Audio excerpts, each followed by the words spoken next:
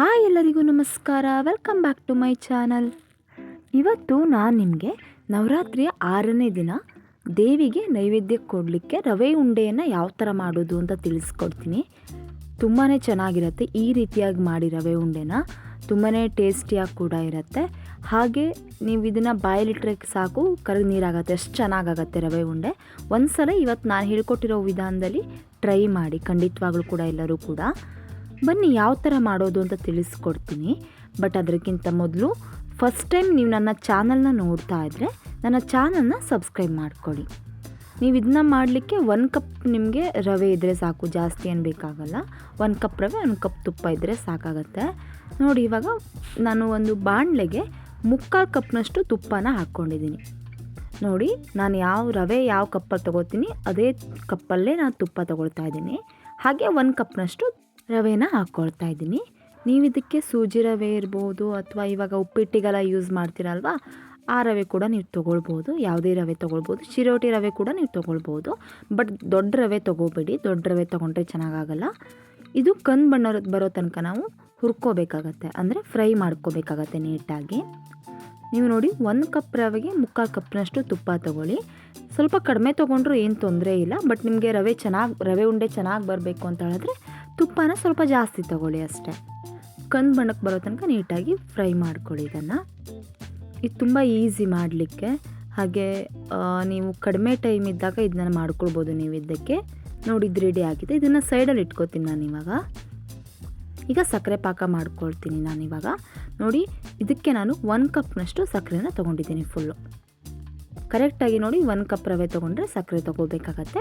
ಅದಕ್ಕೆ ಸ್ವಲ್ಪ ನೀರು ಹಾಕಿಬಿಟ್ಟು, ಅಂದರೆ ಜಾಸ್ತಿ ನೀರು ಹಾಕಬೇಡಿ, ಸಕ್ಕರೆ ಕರಗಲಿಕ್ಕೆ ಎಷ್ಟು ಬೇಕೋ ಅಷ್ಟೇ ನೀರು ಹಾಕ್ಕೊಂಬಿಟ್ಟು ಪಾಕ ಬರಬೇಕಾಗತ್ತೆ ಇದು.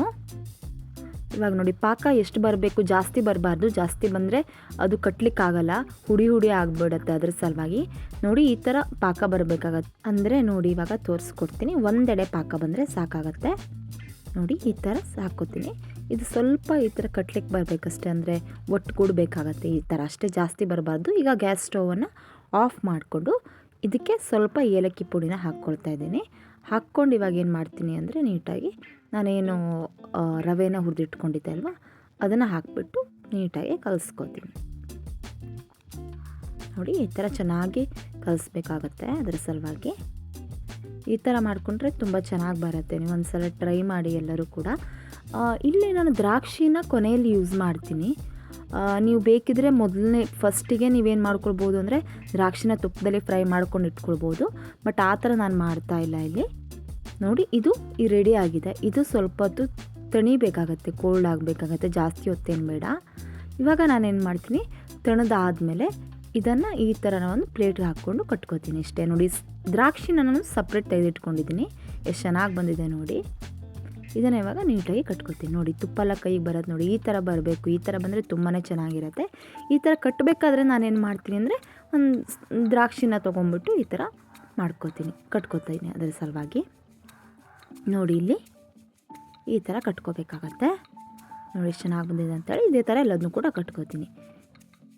ನೋಡಿ, ಎಷ್ಟು ಚೆನ್ನಾಗಿ ಬಂದಿದೆ ಅಂತ ಹೇಳಿ. ಈ ಥರ ನಾವು ದ್ರಾಕ್ಷಿನ ಫ್ರೈ ಮಾಡೋದಕ್ಕಿಂತ ಈ ಥರ ಕಟ್ಟಿದ್ರೆ ತುಂಬ ಟೇಸ್ಟ್ ಆಗಿರುತ್ತೆ. ಅದರ ಸಲುವಾಗಿ ನೋಡಿ, ಇದನ್ನು ನೀವು ತುಂಬ ಕಡಿಮೆ ಸಮಯದಲ್ಲಿ ಮಾಡ್ಕೊಳ್ಬಹುದು. ಜಾಸ್ತಿ ಏನು ಟೈಮ್ ಬೇಕಾಗಲ್ಲ ಇದನ್ನ ಮಾಡಲಿಕ್ಕೆ. ಈಗ ಇದನ್ನು ನೀವು ಅಂದರೆ ನೈವೇದ್ಯಕ್ಕೊಂದೇ ಅಲ್ಲ, ಈಗ ಮನೇಲಿ ರಿಲೇಟಿವ್ಸ್ ಬಂದಿರ್ತಾರೆ, ಆ ಟೈಮಲ್ಲಿ ಕೂಡ ನೀವು ಇದನ್ನು ಮಾಡ್ಕೊಳ್ಬೋದು. ದೊಡ್ಡವರು ಇರ್ಬೋದು, ಮಕ್ಕಳು ಇರ್ಬೋದು, ತುಂಬಾ ಇಷ್ಟಪಟ್ಟು ತಿಂತಾರೆ ಇದನ್ನು. ಒಂದು ಸಲ ಎಲ್ಲರೂ ಕೂಡ ಟ್ರೈ ಮಾಡಿ. ಹಾಗೆ ಏನಾದರೂ ಗೊತ್ತಾಗಿಲ್ಲ, ಮೆಜರ್ಮೆಂಟ್ ಇರ್ಬೋದು, ಯಾವ ಥರ ತೊಗೋಬೇಕು, ಎಷ್ಟು ತೊಗೋಬೇಕಂತ ಹೇಳಿ ಗೊತ್ತಾಗಿಲ್ಲ ಅಂದರೆ ಕಮೆಂಟ್ ಬಾಕ್ಸ್ನಲ್ಲಿ ತಿಳಿಸ್ಕೊಡಿ. ಹಾಗೆ ಇವತ್ತು ನಾನು ಹೇಳ್ಕೊಟ್ಟಿರೋ ರವೆ ಉಂಡೆ ಮಾಡೋದು ನಿಮಗೆ ಇಷ್ಟ ಆಗಿದ್ದರೆ ವಿಡಿಯೋನ ಲೈಕ್ ಮಾಡಿ, ಹಾಗೆ ಇದನ್ನು ಶೇರ್ ಕೂಡ ಮಾಡಿ, ಸಬ್ಸ್ಕ್ರೈಬ್ ಕೂಡ ಮಾಡ್ಕೊಳ್ಳಿ. Thank you.